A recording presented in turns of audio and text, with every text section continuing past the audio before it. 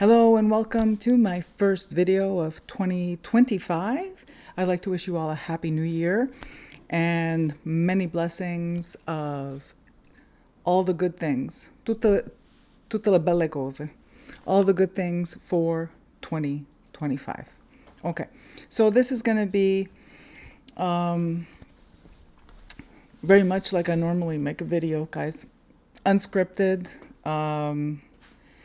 I have a framework about what it is I want to talk about. It's like having coffee with a friend after about, a long time. I think my last video was a month ago, so that's not so bad, but that too is going to change in 2025. This video is a retrospective of 2024, and I'm going to tell you a little bit about me, right? But I'm going to talk a lot about, I have like a basket and a pile of things that I want to talk about that I tried out this year. What worked, what didn't, what I'm going to do instead in 2025. So I think I'm going to start with my planner. Oh, maybe so that you know what to expect. I'll be talking about planner, books I read, folk magic, folk magic, divination, decks, deck purchasing, the ones I used the most this year, how that's changed, how that's remained the same. So basically we're talking, and some things that I really enjoyed that were like some of my favorite things that are folk magic related. So yeah, let's start. Okay. So here we are. I'm going to try not to wave my hands around too much, but I'm Italian and oh my God, the talking with the hands is, it's chronic. Okay. So let's start with the planner. Last year, I didn't buy a new planner last year. Last year, I wanted to try to make my own kind of setup. And I did. This is one of those traveler's notebooks. This is one of those, my little crochet skull. One of those traveler notebooks, not the Midori one. This is the one with the compass brand. It's off Amazon. And this is like the large size, right? It's like almost 8 by 11. I think it's like 8 by 10 or something like that. Anyway. I had 3 signatures in it. So I had 3 signatures in it. I had one where I made the calendar myself, where it was a 2-page spread per month. And on one side, I had printed up from the internet for free the calendar for that month, pasted it on the page on the right-hand side, on the left-hand side for jotting down anything I wanted to jot down for that month. I hated it, but I persisted. I did the whole year like that, January to December. I hated it because I knew going in that I was trying something new, okay? I prefer the 1 week on 2-page spread for a planner, but I was trying something new. Now, notice I told you I had 3 signatures in my traveler's notebook. So the first one was the calendar, the planner, right? The second one was supposed to be for journaling. And the third one, I don't know what the fuck I was thinking, what it was going to be. And this takes me to my next point. Because I didn't know what I was doing in it, it felt like a hot mess. So the middle signature had lined pages, and I was using that as a journal for a bit. What it was whatever didn't fit on my monthly page would then be in the journal, in the middle signature. So already everything is split, and it's not working for me, but I persisted. The third signature was just blank sketchbook pages. And at first, I didn't know what to do with it, but then it started to turn into a secondary grimoire, which caused another problem. I already have a grimoire.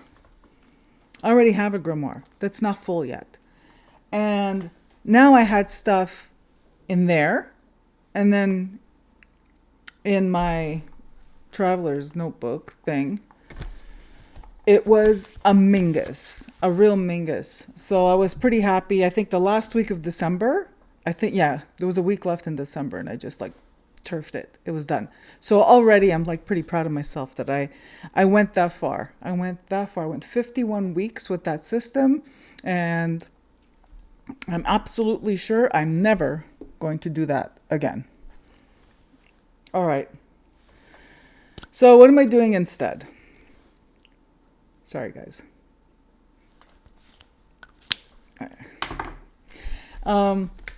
What am I doing instead? I went to this size. So this is the standard. I think it's the standard. Again, it's one of those Amazon ones that I got. So this is, I think it's the standard one. Standard size, like copying Midori, but it's not a Midori. And it came with it came with the little envelope. That on one side is the envelope, and then here it's for cards. Without showing you my things, I'm going to show you my things. It has, yikes. Let me show you. So see, it has the 2-page, can you see this? You'll have to take my word for it. It has a 2-page spread for the week.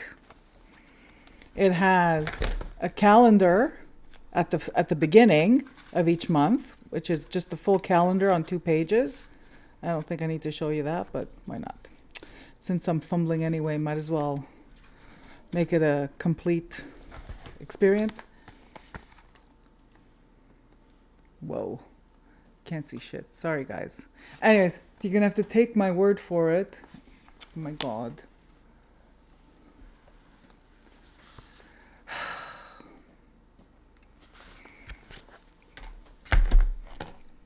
So that's the first signature that I put in here. The second signature, I already did some like stickers and shit and stuff like that. It's blank for now. It's lined paper. And then the third one is, I have 4 signatures in this one instead of 3. The third one is sketch paper, blank, no lines. And then the last one is graph paper. What I'm going to do differently this year is I'm not going to really journal in here. The kind of journaling I'm going to talk about later, where you're just dumping everything on paper to get it out of your body, get it out of your head and out of your body. I'm not going to be doing that kind of journaling in this book. This is going to, those 3 signatures are going to be more in the realm of a commonplace book. I've already, in one of them, started taking note of certain music that I like to listen to put me in a receptive, mindset. So that kind of stuff, right? Quotes. This ties into also that I'm going to be reading more physical books this year. 2024, I read mostly audiobooks, so listened to mostly audiobooks. I did read some physical books, but not as many as I did in audio form. And even audiobooks, right? The thing is with the audiobook is I'm listening to it while I'm doing other stuff. I haven't figured out how to pause, take notes, rewind precisely, to go back to some. It's not the same. This is what I learned, or what I observed in myself, because it was a very introspective year. I observed in myself that the audiobook allows me to consume content while I'm doing other things. But the point of reading a book is to be reading that book and to be in that moment. And by having my planner set up for a commonplace commonplace book kind of situation, I want to do that whole old-fashioned thing of reading a book, pausing, thinking about something, taking notes about something I read that struck a chord, or I want to meditate on. Like really slow down, because I think it's important. So that's the goal for this thing. It's mostly blank. I just have January filled in for the calendar, which takes me to the next thing I need to talk about, 2024. This overlaps with Patreon. So tomorrow is going to make a year that I started my Patreon, and I want to stop again. Thank everybody who supports me on Patreon, who have supported me, supports me, paid members, free members, doesn't matter. I love you all. I started that Patreon a year ago with an idea in mind and with a plan, and we all know about plans, right? L'uomo propone, Dio dispone, which is the Italian for man makes plans and God laughs. So there's that. I started out with an intention, with a plan, and it went to shit pretty quick. And I want to talk more in detail about what that plan was. I had purchased this book, which, if you can't read it because, I'm not set up to be doing commercials, it's Almanacco delle Tradizioni Popolari by Tiziana Granata. It's a book. It's an Italian language book published in Italy, and it is the Almanac of Folk Traditions, of Italian folk. No, it doesn't even say, but this is the rub of folk traditions. Look how small this book is. I think the font is like 0.8. Okay, you can't. That gives you an idea. It's really, it's like this kind of shape, which is really cute. Really nice binding, really tight binding though, so the book doesn't stay open.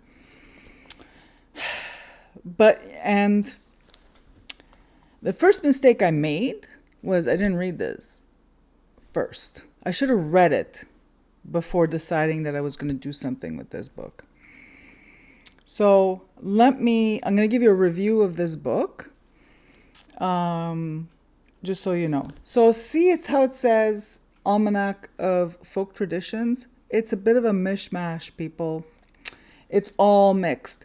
So already, for those of you who don't know, Italy is comprised of 20 regions, 20 quite distinct regions. So there's no, it's not true to say something is Italian, because then the question is, from where? Because Italy is a republic comprising of 20 regions that were and continue to be quite culturally distinct, even though they all speak Italian on a business and business and communication level and all that stuff. But each region has its own customs, traditions, and within each region, each town has its own customs, traditions, language.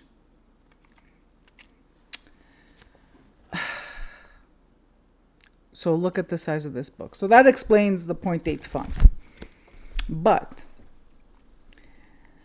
also, this book kind of throws in a little bit of Celtic this, and you know what I mean? It's a little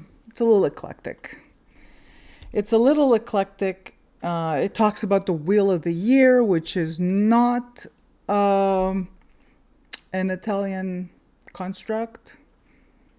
In Italian folklore and folk practices, and ancestral practices, yes, they went according to the seasons.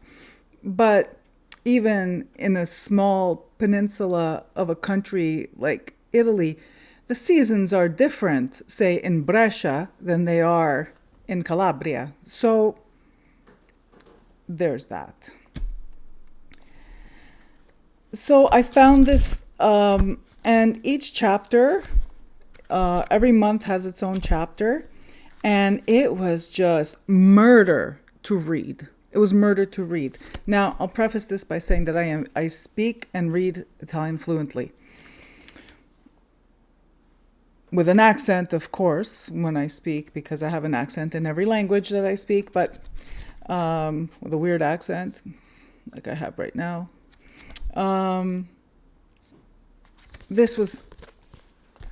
It was a mess.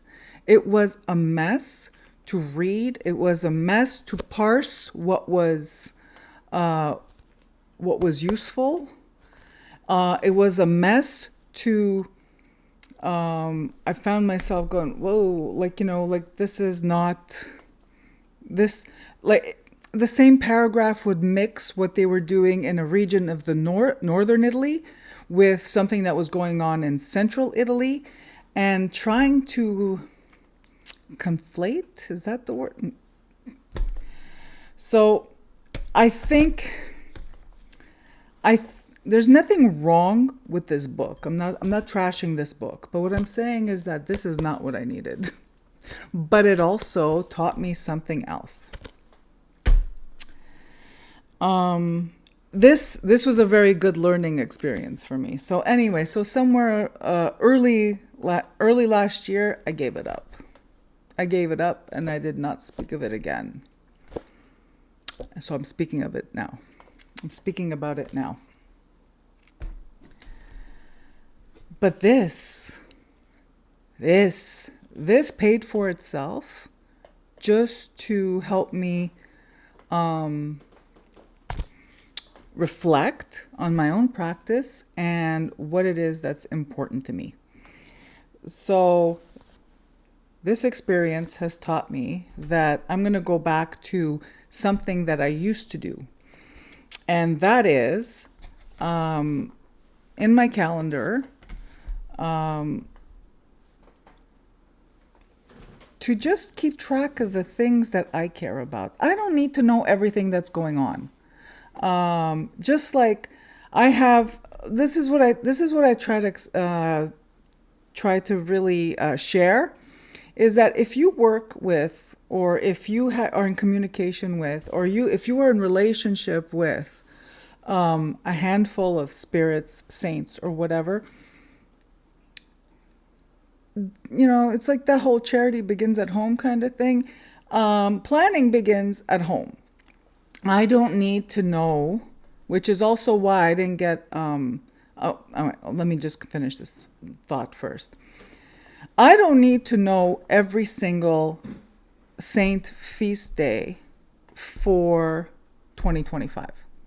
I just need to know the ones that are pertinent to my practice, that are pertinent to my spirituality. Whether it's saint feast days, whether it's, things like solstices and equinoxes and changing of the seasons and the solstices and equinoxes do matter to me, but not in the way that it would be like I can't pick up a book that's going to have what I need. I have to do my own thing. So this is what I want to share with you. Do your own thing. I'm just going to make sure, because life gets ahead of me all the time. Next thing I know, I look back and it's like, shit, I missed that day, or I wanted to do something. So I've already entered in my calendar my saints, the ones I'm in relationship with, their feast days, even though I'm pretty sure at remembering it. But I think I want to do a little something different this year where I plan ahead of time, where, you know, when it's Saint Bridget, which is the Celtic Imbolc, when it's St. Bridget coming up next month, I want to be able to see it in my planner so that I remember to bake those freaking cookies. You know what I'm saying? Like that kind of stuff. I want to get down to a little bit more. I want to get back down to basics. Back down to basics. I don't need to know what's going on in other cultures. I don't need to know what's going on. And because this stuff interests me, but then I don't do anything with it, right?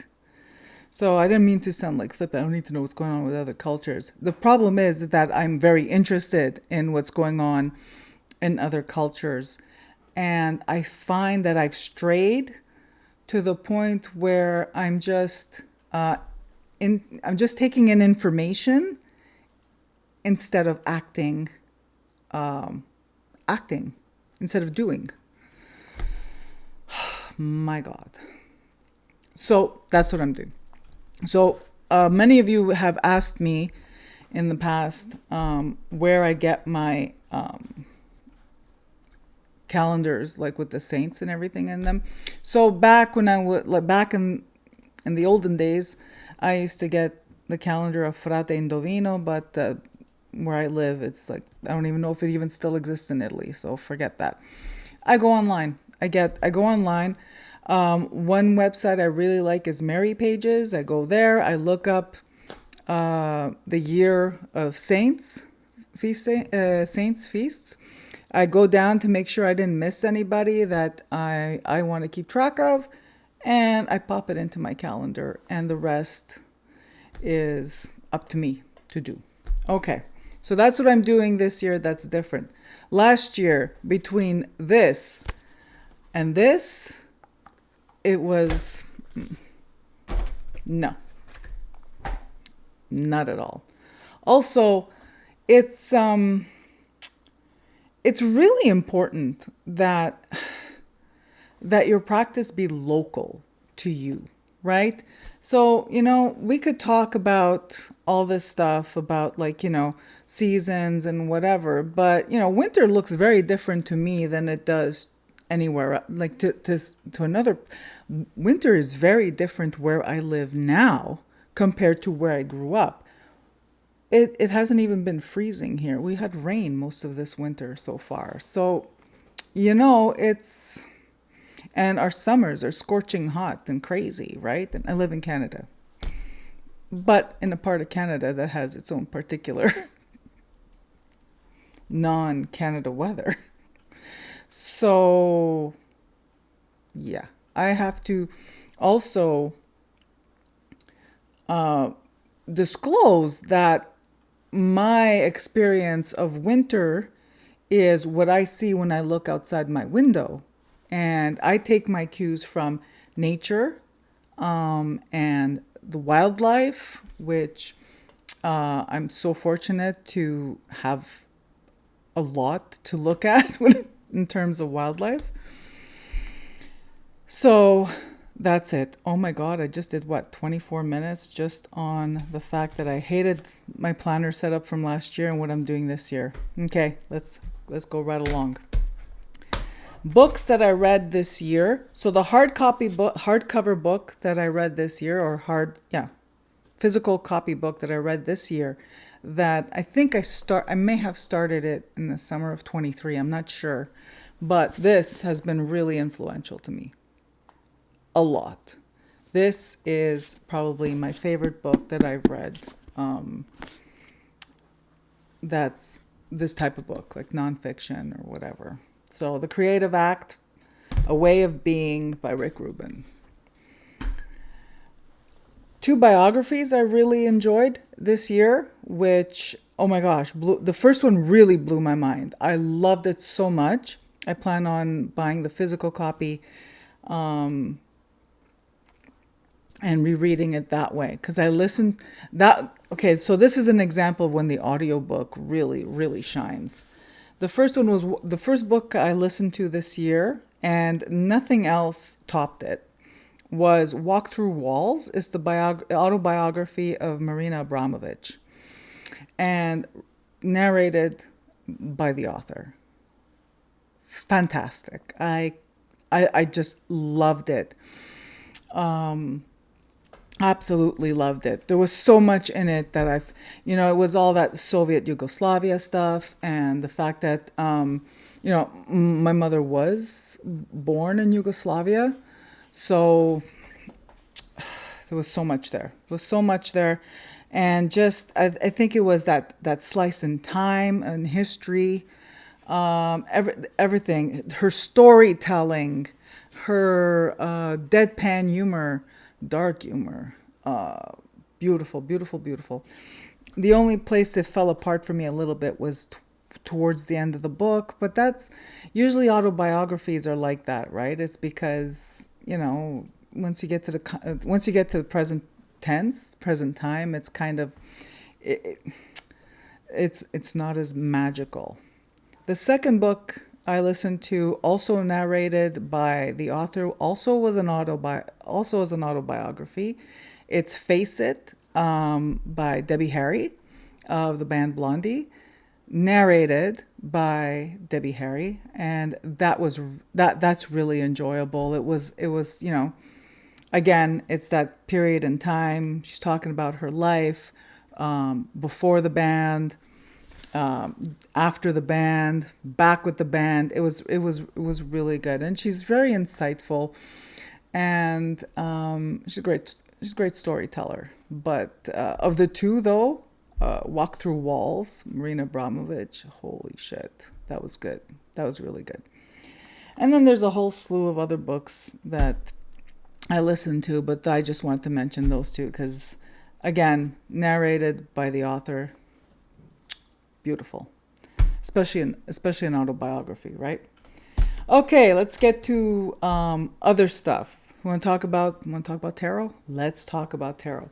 I would like to be able to say that I didn't buy any decks this year, but that would be an abject lie. I bought a lot of decks this year. I think so. I didn't do like a proper count, but of the ones that I bought, at least one per month this year. Now, granted, a couple of those I was replacing ratty copies of ones that I already had. So, what I mean by a ratty copy is that I've mentioned in previous videos at some point where sometimes a deck just becomes heavy with energy from being used during a stressful time or whatever the case is. Sometimes it just gets, to the point where you can't clear it anymore, or you modified it and you don't like what you did to it. I don't do that anymore. You don't like what you edged it with, whatever, whatever the story is. So a couple that I replaced was my Raven's Prophecy, because I don't know, it didn't feel good anymore, and I'm happy I did. I got a fresh copy. So I have a basket in front of me of the decks that I wanted to share with you that I really enjoyed this year. This is not going to be definitive, like it's not exhaustive, but I just want to start with a book. So I had a video up on my channel where I did a flip through of the Biblical Tarot, and it was their first edition. It's an AI generated deck. That's my dog. I guess she objects to whoever or whatever is walking on the street. Sorry about that, guys. Yeah, Biblical Tarot. So I had the first edition. I had gotten it off Amazon. I did a flip through on my channel. I thought it was a really, really good tarot deck, especially that theme.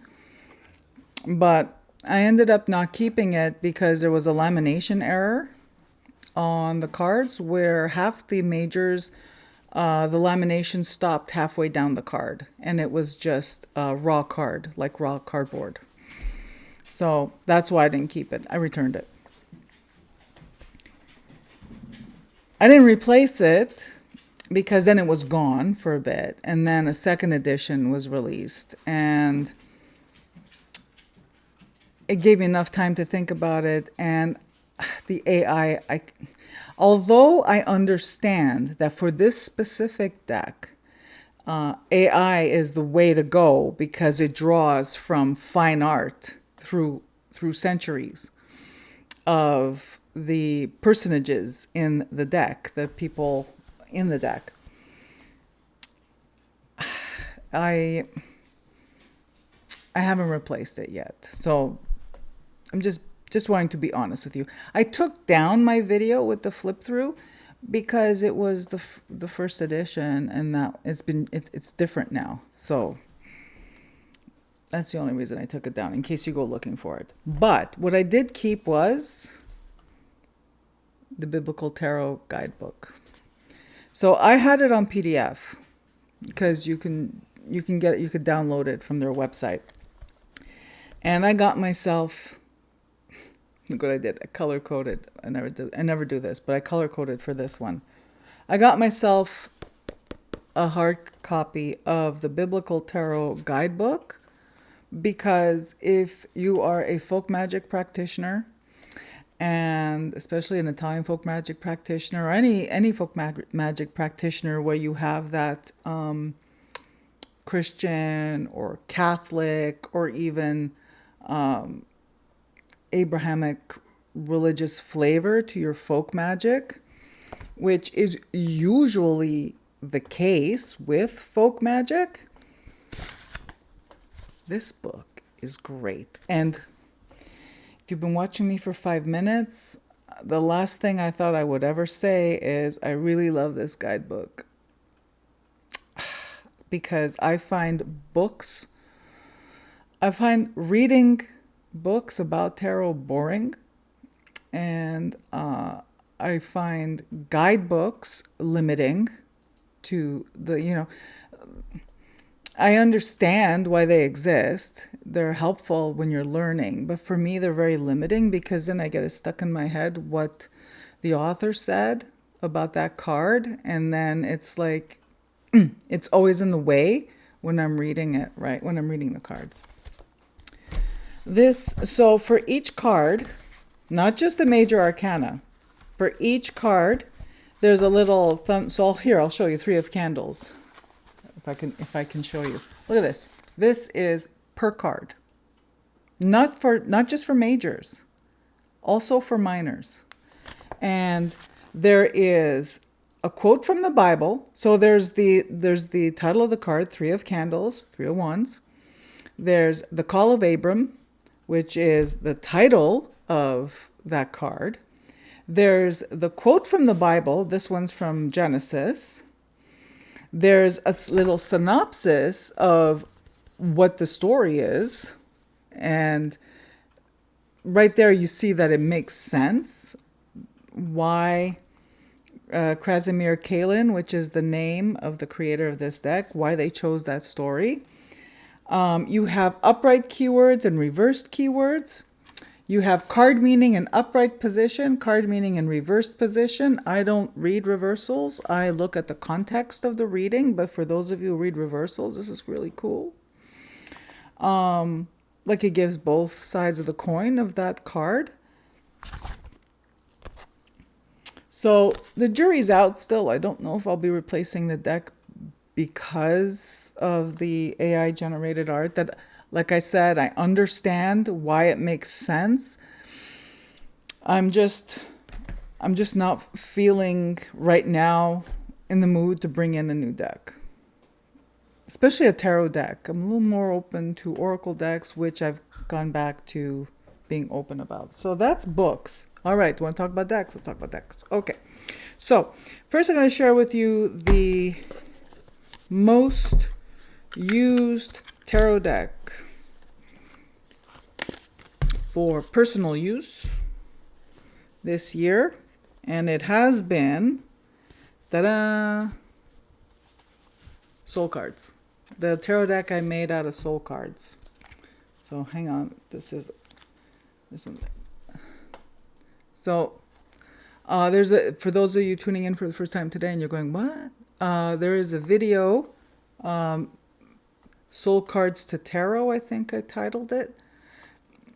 Basically, I did an exercise a couple of years ago that I'd seen on someone else's channel, which I'm not even going to mention because they change their channel name so frequently, I've lost track of them, but everybody does what they want. I'm not being judgy. I'm just saying I can't tell you who it was. And I may have linked to them in my video. This has been since my favorite, my number one deck to read for myself, especially when it comes to spiritual matters, when it comes to communicating with spirits. Number one. Full disclosure, it's hard to shuffle. If you have soul cards 1 and also soul cards 1 and 2, or if you have soul cards, any one of them, it's hard to shuffle. And FYI, it's my deck that I assembled from soul cards 1 and 2 it's almost 50-50. 50% of soul cards, 50% of soul cards 2. So that's my number one for myself. My number one for reading for the public is still my Centennial. This is the Centennial I purchased in 2017, and it practically reads itself. That's more. So let's talk about this for a minute.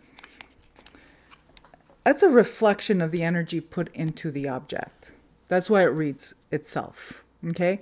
The love, the energy, the fact that it's been used hundreds of times to read for other people. It's not the deck. So, yeah, you could go out and buy yourself a Centennial by US Games and it'll be like magical for you. But that's not what makes this deck magical. What makes it magical is that it is the one I use all the time to read for other people since 2017. Guys, that is almost 8 years ago. It's almost 8 years I've been using the same one. It's indestructible because it's made of linoleum tile. But here we go. There's that.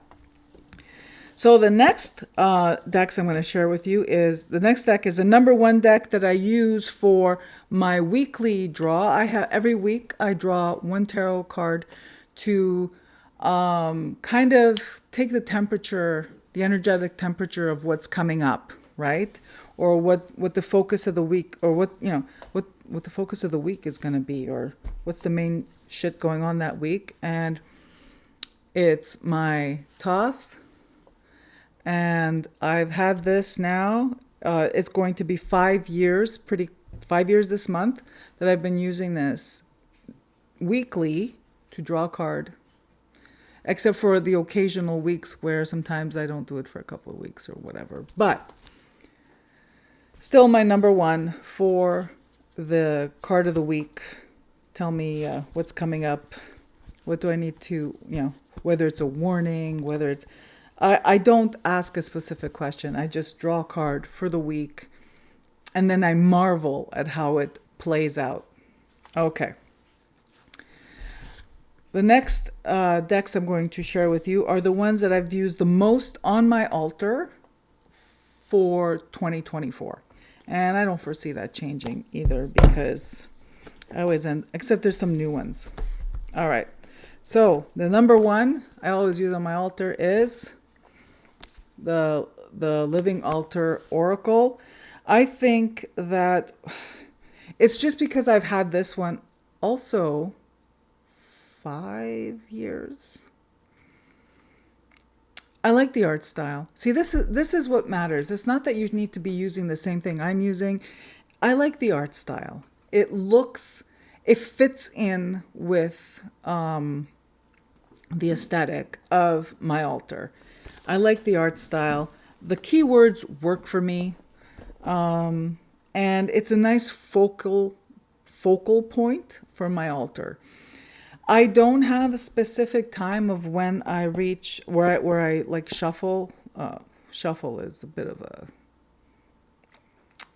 can't really shuffle this deck. It's more like where I pick a card. I picked a card at random. I don't look for the specific card. And even though I've been picking the card at random a few times a year for 5 years, freaking card is always dead on. So I think that again speaks to the relationship I have with the deck, not the actual deck. So if you're someone who likes to use cards on your altar, it's the relationship, not what I'm using, that makes it magic. It's not because it's a living altar that it's magic. It's magic because I use it all the time. I've been using it for 5 years. And if you're just starting out, keep that in mind. Keep that in mind. Commit, find something you love, commit to it, and just keep using it. You'll foster that relationship. On my altar, I always have a living altar card in the center, and then I have an animal and a fairy. So fairy, this is the only fairy deck that I have.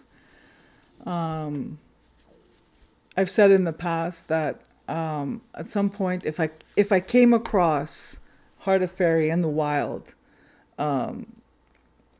where it was like normally priced, either what it costs retail or whatever, like if they were to reprint it, so to speak, then I would get it just to complete my Brian Froud collection, because I have all his books and I have this.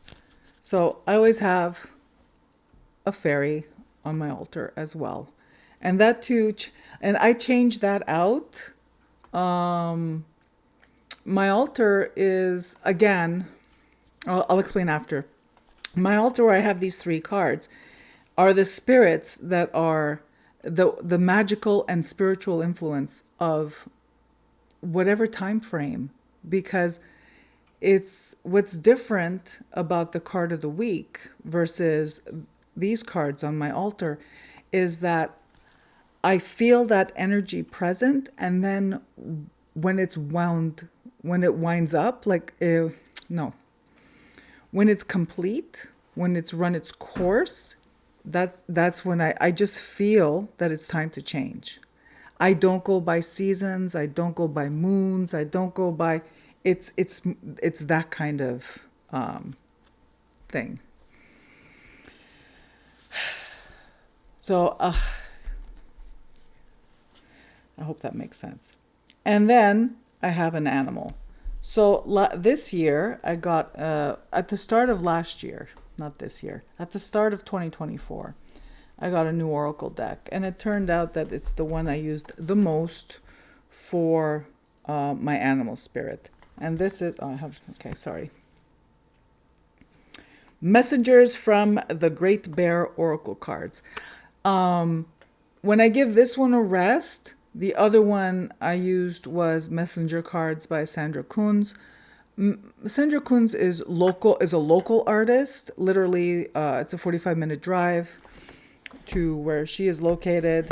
And again, what I learned, especially in 2024, what I distilled it down to, I need, especially my animal oracle decks, to reflect the wildlife that the animal spirits, the spirits of the land where I live. So if you haven't seen this, this is sold on the creator's website. Oh, crap. I don't even know what the website is called. And Sarah Hammond Studio. Messengers from the Great Bear. These are I love the backs, just plain. And this is falcon, but it's this kind of art, right? Salmon, hummingbird, stellar jays. They are local to British Columbia, and the animals in here are local to British Columbia, or indigenous to British Columbia. So that's not to say that there aren't other decks that fit. Like, obviously a deck made by someone who's North American would work for me, provided, of course, it's the same kind of climate and whatever. The only weird thing, not that you need to know this, but the book is kind of too big for the box, so kind of have to squish it in. And I wanted to share with you some new decks. I'll share with that after. Another deck. So that's my altar situation, right? A fairy, an animal spirit, and a living altar card is usually what I have going on my land spirits altar. Okay. So this year, so some of the new decks I got that I ended up using a lot, and that's what I like. Is one of them is the Memento Mory, and you guys must be you're familiar with this Memento Mory. I use Memento Mory quite a bit. It's really good. So my experience with this deck was when I first got it, I couldn't figure it out. I didn't know, and it kind of creeped me out a little bit. And I'll explain why it creeped me out. It didn't creep me out because of the imagery. It's very Victorian, spiritualist imagery. It's fine, right? It creeped me out a little bit because the readings I was getting were not what I wanted to talk about. It's like it did its own thing, and honestly, it still does its own thing. It's just that now I'm used to it. It's like a deck of Ouija. It's like a Ouija board and a deck of cards.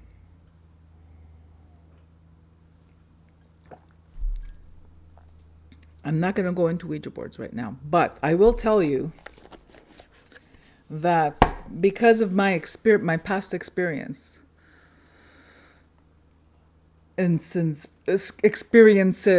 with Ouija boards from my youth, I keep a St. Michael prayer card in here because it allows me to feel like I turned off the switch. So I actually treat this the same way I would treat a Ouija board if I was, still inclined to use one, where I initiate the phone call, I receive the message, and then I say thank you and goodbye. Because especially with this deck, it is so good. I know there's lots of people out there saying it's really good, but it is so good. Once you find a way to use it, it is so good. And at first I did a lot of flipping through the guidebook and stuff like that. But once you get to know it and it gets to know you, it's very, very literal. It's very literal. It's wonderful. So I'm really enjoying this, and thank you to the person who sent it to me. I appreciate it a lot. The other deck that I got this year that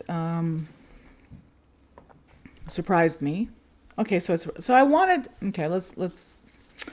I've been wanting one of these decks for a long time, and I would look at the price of them and go, no. So last year I decided for my birthday I was going to get myself just the original illuminated, no glitter, no nothing. This is the medium, the medium. Anyway. And I absolutely love it. Now, I had requested the blue backs and I got orange instead. That's fine. I did at first get the wrong deck. I was sent the wrong deck, and there was a bit of a long, drawn-out time between me sending back the wrong deck and receiving the right deck. But overall, I have to say that a Carol Herzer deck is something I really wanted, and I'm glad that I own one. I like the size that I got. I think this is the small medium, so it's smaller than a standard tarot deck, but it's not small like a pocket, but it's bigger than a pocket size. In a fantasy world, it would have glitter, but no, not in my price range. Certainly not in this lifetime. But I did use this a lot. I ended up using this all summer long, and then switching back to other decks when fall rolled around. And I wanted to share with you my new animal deck, because that would make 2 animal decks that I got in 2024. One at the very start of the year in January, and this is the one that I got for Christmas. And this is the Animal Elder Oracle by Asha Frost. And I love it. So again, animals that are, I think it's important to me going forward that it's always going to have to be that the animals are animals I experience where I live. I'm just going to show you a couple of cards here because I love this artwork. I love this art style. I love the colors. The artist is Holly Pichette, and she's from Ontario, Indigenous from Ontario. So you know what I mean? Like it's, oh my God, let me show you the backs. Oops. So I showed you Messengers from the Great Bear, which is like mostly like pencil drawings with just a little pop of like muted color here and there. I used that the most. I used my Sandra Kunz Messenger cards, which are mainly black and white, but some of those cards have like color in them, like jewel tones. And then this is when I need a little vibrant color, and I've been really enjoying it. Okay, so let me see if I've told you everything. Oh my God, so much. Okay, there is some more to talk about. Oh no, did I? Okay, all the decks. I talked to you about all the decks. Oh, there's another deck. So last year, 2024, I got Mysteries of the Black Madonna. And it's, that a little bit has to do with me and my practice and my expectations and all that stuff. So it didn't work out for me. It didn't work out for me, and because I do have a relationship with the Black Madonna, and it's a relationship that is decades old. Pardon me. I've had a relationship for decades with the Black Madonna, and I didn't.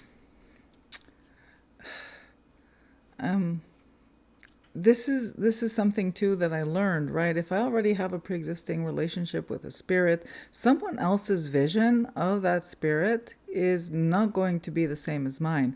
I have to either be interested in that other person's vision to have an experience where I see them through that other person's eyes, or I have to just back off completely and not engage with products, right? Like decks and stuff like that, or books, or whatever the case is. But that, again, it's all a part of getting to know yourself in your own personal practice. So I passed that deck on to a friend, and then a friend of mine contacted me, and I think it was months later. Anyways, they were ejecting it from their collection because it wasn't for them, and it came back into my life. So at this point, because it came back, I'm gonna give it more of a chance. It's a beautiful objet d'art. Here it is. I wonder if I wouldn't prefer the Mysteries of Mary over this one. But I'm going to keep this one because it was a gift from my friend. And maybe if in my travels I come across an opportunity for a Mysteries of Mary tarot deck, I might try it out. Again, it's because I have a very folkloric,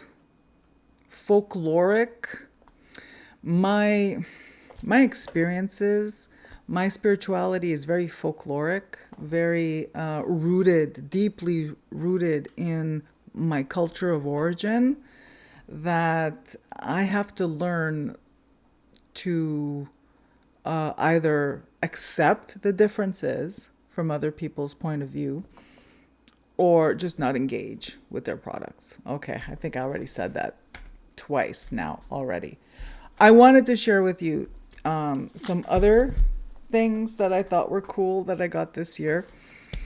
So a friend of mine from Montreal, a friend of mine in Montreal showed me that this was one of her tarot decks.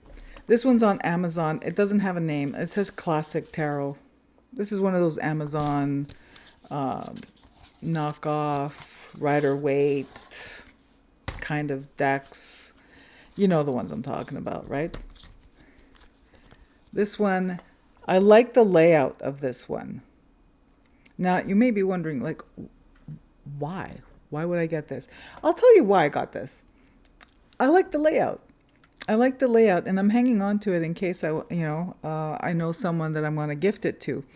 It has the upright and reverse meaning. So the upright meaning and the reverse meaning is typed out like, underneath, like on top and bottom of the card.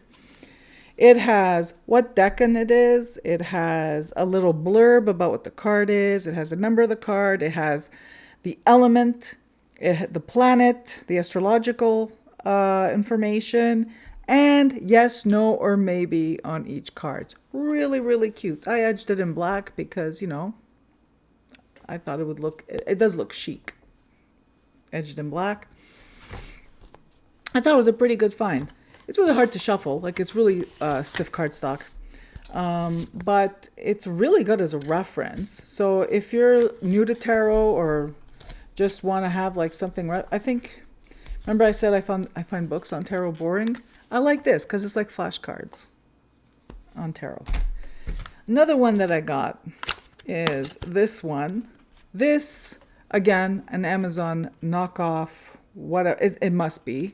It's the gold foil tarot. Can you see that? Yeah, it's a gold foil tarot.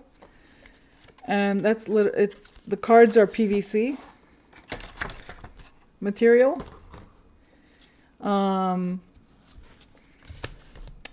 And they are all gold. They're all, look at that. That's crazy. Look at the backs. And this one I just got it because it's pretty luxe. The colors, the gold foil. It's just pretty, people. It's just pretty. But I really appreciated someone else showing these two to me. So I'm doing, passing on the favor, kind of paying it forward kind of thing, that if you're looking for something like this, they're both super affordable. I don't think I paid more than $20 each on Amazon last year. And let me see where I'm at. I know this is all over the place. Oh, let's talk about my favorite candles, my favorite incense. My favorite incense for 2024 is Waning Moon. This is by Candles of the Moon. People. Oh my God. I just huffed the jar. I don't burn on charcoal discs. Never been a fan of the charcoal discs. I'll tell you what, I find it's very aggressive. It's very violent. You light the charcoal disc, you drop your incense resin with herbs or whatever, pff, smoke, black smoke, ash, gone. I like to toast my loose incense in an herb burner or an oil burner rather. And it lasts longer. So the amount you use, it lasts longer. There's no smoke. Beautiful. Also, I do grind it up a bit with my little mini mortar and pestle to make it a powder so that I get more surface area on the oil burner dish. And beautiful, beautiful, beautiful. And my number one favorite candle of the year. Again, Candles of the Moon. Her toad candles. Look at him.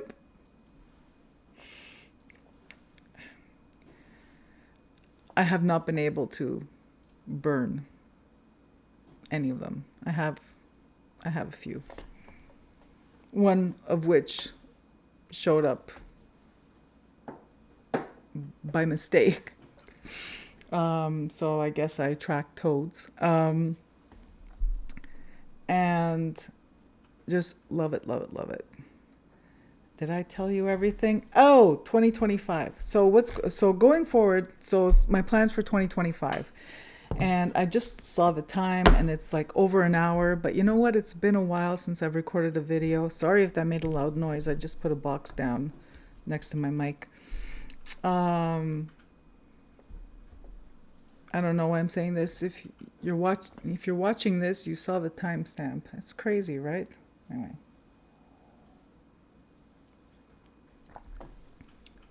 I'm crazy. What I'm doing different in 2025, to recap, I got the different planner situation. I'm going to go back to when it comes to my folk practice, my folk magic practice. I'm going to go back to basics, stripping back all the extraneous stuff. It's gotten really busy up here, and I just want to go back to like my nonna's practice, my saints, my holidays, my traditions that I've been doing for so long, because there's the traditions of of my family of origin, but then there's my traditions, the ones that I've consistently maintained since being an adult. As far as decks are concerned, I'm fully stocked. I just showed you a fraction of what I have. Okay, I thought I was going to sneeze. Sorry about that. I just showed you a fraction of what I have. I'm fully stocked. I'm not bringing in any. I'm not intentionally shopping this year at all. Like, I'm not shopping this year as a sport or as a pastime, as a hobby. And I won't be bringing in. I'm not intending to bring in any new decks. If that's one of those things that, well, if it fits my practice, then I'll decide at that point if I run into something. Like I said, if I run into certain decks in the wild and it's an opportunity to obtain them affordably, such as the Heart of Fairy, that would just be to round out my Brian Froud collection, so it's not even a priority. Mysteries of Mary, the first tarot deck, but I really need to watch a flip through of that one to make sure that it is for me. If there's an opportunity, then that's fine, but I'm not really looking for anything. I feel like I'm in a good place right now with what I have. I'm really enjoying my collection, and yeah, that's where I'm at right now. So the last thing, and I posted this on Instagram, is I was looking at my bookshelf because I rearranged my bookshelves over the last couple of months, and I found this old book that the last time The last time I picked it up was in 1994. So I bought it in 94. This is a 1992 book. I imagine it's still in print, and I imagine there's a current version of it, probably maybe slightly different than this one. I don't know. But this is the one that I have, The Artist's Way by Julia Cameron. The reason I picked this up in 94 was that I had read The Psychic Pathway by Sonia Choquette. It was recommended to me to, I had just come out of like a very tumultuous time in my life, and I wanted to reconnect with psychic ability, my psychic ability. So I read that book. I did the 12 weeks with that book. It was very enjoyable. It was really effective. And in her book, she's plugging her friend, Julia Cameron. So I picked this one up, and I did this in 1994, and then I put it away. Well, it was interesting. When I flipped through this book the other day, I realized how much of this program has remained just regular practice for me since doing that 30 years ago. So I got myself a notebook from my stationery drawer and started The Artist's Way again. And it'll be interesting to see what's changed and what remains the same. And I think that for now is everything. So thank you so much. If you're still here, oh my gosh, you're awesome. Thank you so much for tuning in.